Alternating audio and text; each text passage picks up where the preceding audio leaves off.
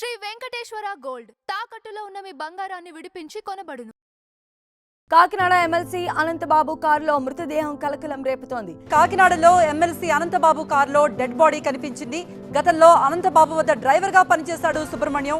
MLC Anantha Babu వచ్చి కారులో సుబ్రహ్మణ్యాన్ని తీసుకువెళ్లారని చెబుతున్నారు కుటుంబ సభ్యులు.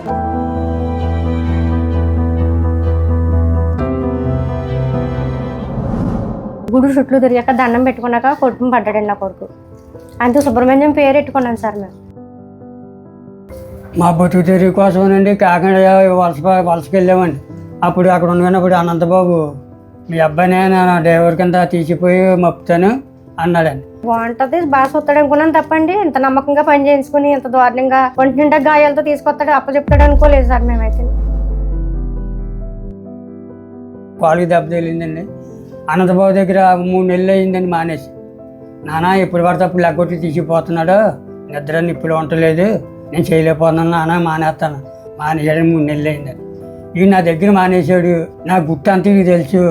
నా గంజా వ్యాపారం, గంధపు చెట్లు, హెరాయిన్, రంగురాళ్ళు వ్యాపారం అంతా వాడికి తెలుసు. ఈయన ఉండకూడదు, ఈయన చంపేయాలి అలాగలాగానే. మరి ఏం కసెట్ వేసుకున్నాడో తెలదండి. మానేస్తే అవన్నీ చొప్పేస్తాడని అనుకున్నాడో ఏటో. ఈ 3 నెలలు గడిచాకప్పుడు రోజు నాకు ఫోన్ చేశాడండి. రాత్రి 7-7:30 అవుద్దండి ఆ మధ్యలో. ఫోన్ చేశాడండి. ఫోన్ చేస్తే రత్నం మీ అబ్బాయి ఎక్కడ ఉన్నాడని అడిగాడండి అనంతబాబు. సరే మరి నాకు 20,000 ఇవ్వాలి కదా, ఇప్పుడు ఇస్తారా? ఏమనుకుంటున్నారా మీరు నా కోసం?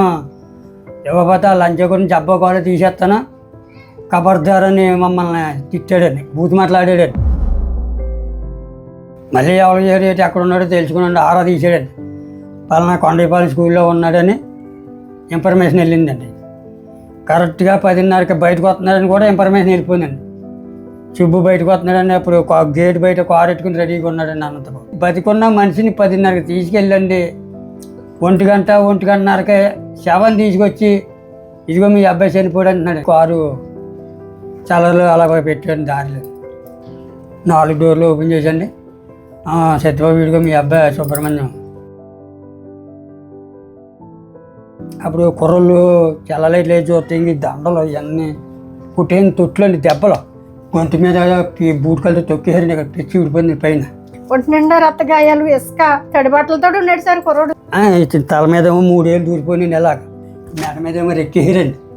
అనంతబాబు భార్య రెక్కేని బూరుతో సూది పుచ్చుకున్నా మనకు ప్రాణం గెసగెసలు ఆడిపోద్దండి. అలాంటి దాన్ని దెబ్బలు ఒంటి మీద ఉన్నాయండి. మరి ఎంత బాధ ఉంటుంది సార్. ఎంత గెసగెసలు ఆడిందో ప్రాణమేనండి. నేను చాలా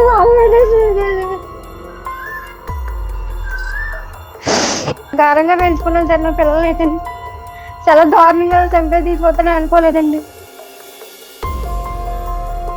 యాక్సిడెంట్ అయితే ఎక్కడ తగిలితే కొట్టుకుపోతే లేదా తొట్లు ఉండవా, ఏం జరిగాడు అసలు నువ్వే కొట్టి చంపావా లేదా అవతోనే చంపించావా మాకు చాలా మాకు తెలియదాకా మేము ఊరుకోమని నిలదీశాను.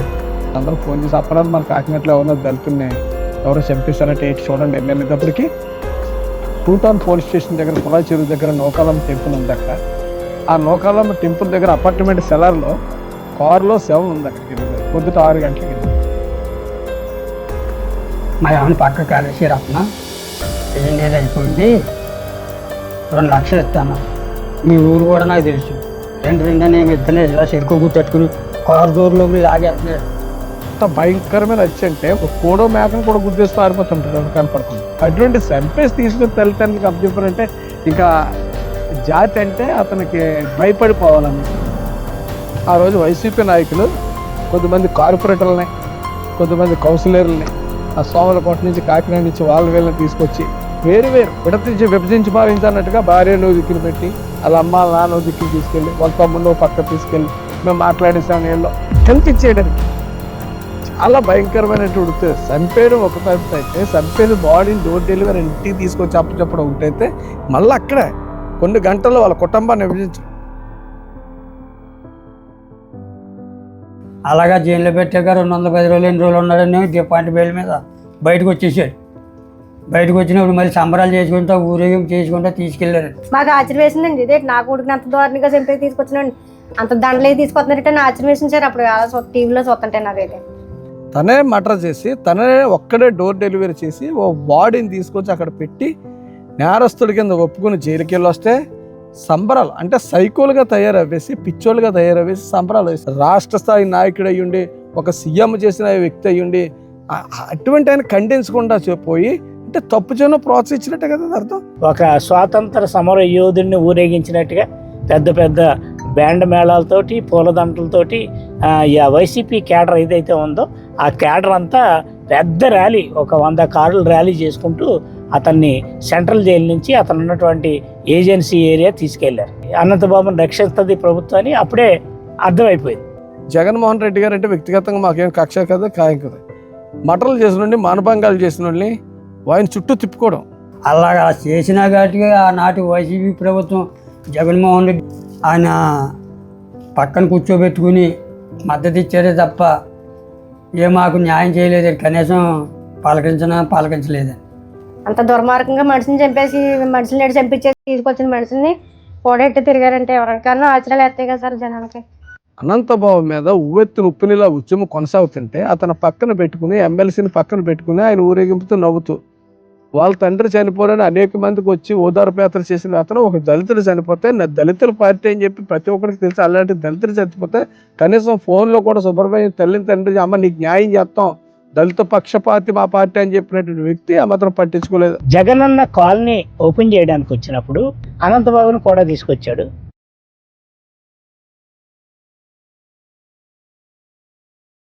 మళ్ళీ ఆయన పైపచ్చేమో దళితులు నా అక్క చెల్లెళ్ళు నా అక్క అన్నదమ్ముళ్ళు చేసేది ఒకటి సార్, మాట అనేది ఒకటి అయిపోతుందండి. ఈ మర్డర్ చేసినా సరే మాకు దళితులు చంపినా సరే మాకేం పర్వాలేదు, మేము అతను కాపాడుకుంటాం అనే నైజం ఆ ప్రభుత్వంలో కనిపించింది. ఒక్కడో 31 దెబ్బలు కొట్టేయగలనండి. 3 అంతర్గత గాయాలు పోస్ట్ మార్టం రిపోర్ట్లోనండి. నేను ఒక్కనే చంపానని పోలీసుల దగ్గర ఒప్పుకున్నాడు. మద్రాసు ఫోరెన్సిక్ వాళ్ళు చేసినటువంటి ఎనాలిసిస్లో భార్య కూడా చనిపోయిన యార్డు దగ్గర అనంతబాబు భార్య చనిపోయినటువంటి సుబ్రహ్మణ్యం బ్రతికొండగా అక్కడ తిరిగినట్టు విజువల్స్ వచ్చినాయి. హత్య సమయంలో అనంతబాబుతో పాటే లక్ష్మీదుర్గ ఉందని, డ్రైవర్ హత్యకు ప్రేరేపించారని, అనంతబాబుతో పాటు ఆమె కూడా ప్రత్యక్షంగా పాల్గొన్నట్టు సిట్ దర్యాప్తులో తేలింది. తర్వాత చంపేసిన తర్వాత వాళ్ళు అదే కారులో భార్య ఇతను ఎదురు కూర్చుని వెనకాతల డెడ్ బాడీని పెట్టుకుని ఈ అపార్ట్మెంట్కి వచ్చి అపార్ట్మెంట్లో భార్యను వదిలేసి వచ్చినటువంటి ఎవిడెన్స్ అంతా వాళ్ళు సిట్ వాళ్ళు సేకరించారు. దాంతో ఆవిడని A2గా చేర్చారు. దళిత యువకుడు సుబ్రహ్మణ్యం హత్య కేసులో A2గా ఉన్న ఆమె కాకినాడ సబ్ డివిజనల్ కార్యాలయంలో విచారణకు హాజరైంది. మన సాక్షిని బెదిరించాడండి. ఇప్పుడు మా లాయర్ వచ్చి చెప్పమన్నట్టు చెప్పండి, లేదంటే మిమ్మల్ని కూడా చంపేస్తాను. ఆడు శవాన్ని చెప్పి మీ సేవలు కూడా వాళ్ళకి దొరకనివ్వను. ఎస్సీ యువకుడు సుబ్రహ్మణ్యం హత్య కేసులో సాక్షుల్ని బెదిరించిన కేసులో ఆయన్ని అరెస్టు చేసేందుకు 4 బృందాలుగా ఏర్పడి వెతుకుతున్నారు. సుప్రీంకోర్టు ఇచ్చిన బెయిల్ కూడా కొట్టేసిందండి మా 13వ తారీఖున. ఇదంతా ఈ రాజకీయం కుట్రండి. రాజకీయం కుట్రంగా నన్ను ఆడుకుంటున్నా, నన్ను ఇరికించాలని నా మీద కావాలని పెట్టారని అబద్ధ సాక్ష్యాలు చెప్తున్నాడు ప్రెస్ మీట్ ముందు. మరి అలాగన్నవాడు ఇప్పుడు ఎందుకండి మరి అన్ని సాక్షిని బెదిరించడం ఎందుకండి? ఈ అనంతబాబు బయటికి రాకపోయినా ఆడ అనుసరులు ఆడ మనుషులు చాలా గోండాలు ఉన్నారు ఆడ చేతిలోని. ఆ గోండాలు పంపించి మమ్మల్ని ఏమన్నా చంపేస్తారేమో కొంచెం ప్రాణాపాయం ఉందని చెప్పుకున్నాక అప్పుడు ఈ సీసీ కెమెరా పెట్టారేమో అనుకుంటున్నాను నేను. సర్వేలెన్స్ డ్యూటీ వేసేస్తారు పెద్దగూడ బిఎస్ నుంచి, మరి సర్కిల్ ఆఫీస్ నుంచి వస్తాయి సార్ ఇన్స్ట్రక్షన్స్. మా లిమిట్స్ కాబట్టి వీళ్ళు మా పెద్దగూడ ఎస్ఐ గారు దీనికి మానిటర్ చేస్తారు సార్. అది అనంతబాబు ఉరిశిక్ష చేసేస్తాను కానీ మాకు ప్రాణాపాయం తప్పదండి. లేకపోతే ఎప్పటికన్నా అది ప్రాణాపాయం అది అనంతబాబు బయట ఉన్నాక లేదండి. అది వైసీపీలో చేయలేదు. వైసీపీ ప్రభుత్వం కార్యకర్తలు కానీ ఈ పదవి ఉన్న వాళ్ళు కానీ ఎవ్వరు ₹1 సాయం చేయలేదండి. ఇంకా ఈ చంద్రబాబు నాయుడు తప్పండి మాకు ఆ టైప్ అయితే మాకు ₹1 మాకు సాయం చేయలేదు సార్ ఎవరో కూడా. అప్పట్లో ప్రతిపక్షంలో ఉన్నటువంటి చంద్రబాబు నాయుడు గారు ఈ బాధిత కుటుంబాన్ని ఆదుకోవడానికి ఒక ₹5 లక్షల వాళ్ళ పార్టీ తరఫున వీళ్ళకి ఆర్థిక సహాయం అందించారు. చంద్రబాబు నాయుడు 4-5 సార్లు తీసుకెళ్ళండి. వెళ్ళిపోయినట్టు వచ్చి మా దగ్గర కూర్చోబెట్టి మా కష్టం చెప్పుకుంటే ఇచ్చి విన్నారండి చంద్రబాబు నాయుడు గారు. సుప్రీంకోర్టుకి వెళ్ళినప్పుడు సుప్రీంకోర్టులో సహాయం చేసేవాళ్ళు ఎవరు లేకపోతే చంద్రబాబు నాయుడు గారిని మళ్ళీ ఒకసారి సుప్రీంకోర్టులో మాకు లాయర్ని పెట్టుకునే స్తోమత లేదు, మాకు సహాయం చేయమంటే ఆయన ఒక లాయర్ని పెట్టారు. లోకేష్ బాబు గారు కూడా ఉప్పాడు మీటింగ్కి వచ్చారు. ఆయనతో మాట్లాడించారండి. మన పార్టీ వచ్చిన వెంటనే కంపల్సరీగా మీకు న్యాయం చేస్తానమ్మని మాట ఇచ్చారండి.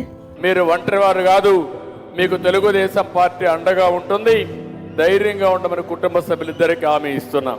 అంచేత మన టీడీపీ ప్రభుత్వం వచ్చే కాంచి మాకు ధైర్యం వచ్చిందండి. మాకు న్యాయం జరుగుతుందని కూడా నమ్మకం కలిగిందండి.